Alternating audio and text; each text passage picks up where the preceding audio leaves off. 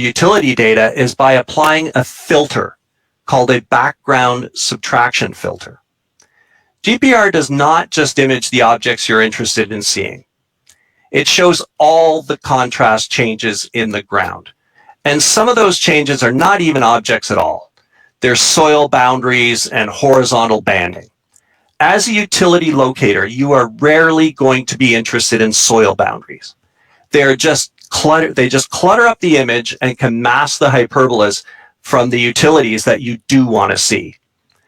As this example shows, the filter removes flat-lying reflectors in the data.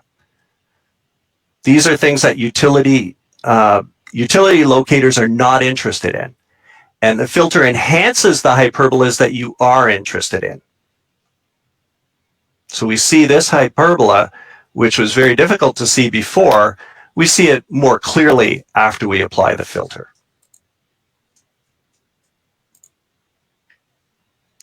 Okay, in this example, I'm showing a multi-level filter going from 0, which is no filter, to 5, which is the strongest filter. What you see is the higher the filter value, the more flat-lying reflectors it removes from the data. This helps emphasize a few hyperbolas that are masked by the flat-lying reflectors. My two favorite examples in this data are confirmation that the hyperbola at 22 meters is a real target, and the trench at 32 meters. You can see, get a hint of this trench, but once you apply more of a filter, you can see the two sides of it. And if you look closely, you can even see what may be the object, the hyperbola from the object that's buried in the trench.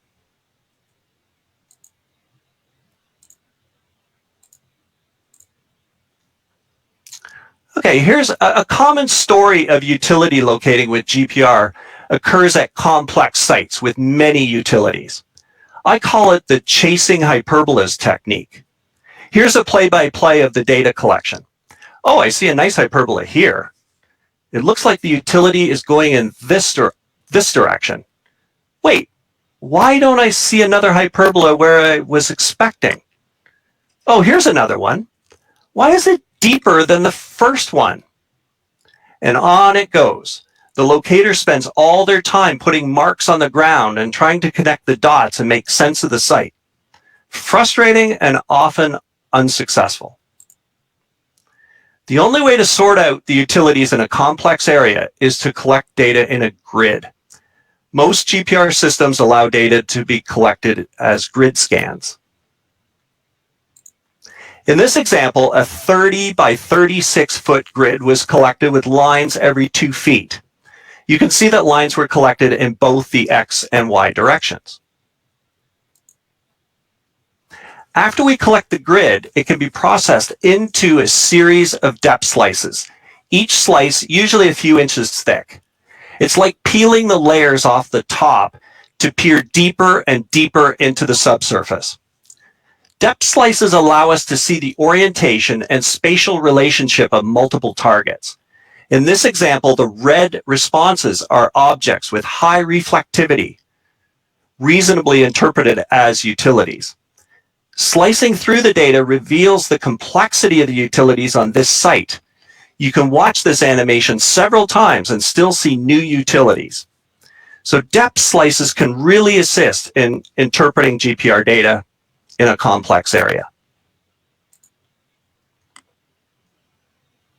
I hope you see that collecting GPR data in grids is powerful.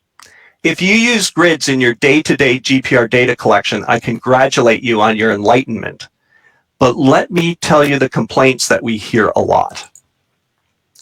Grids are time-consuming to set up. Grids are complicated to set up. My area of interest is not rectangular in shape.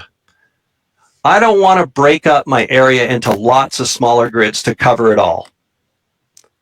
My survey area is too cluttered to set up a grid. So let's go back to the fundamentals. Why do we need grids? Well, really, the reason we need grids is because we need to know the XY position of every GPR trace we collected.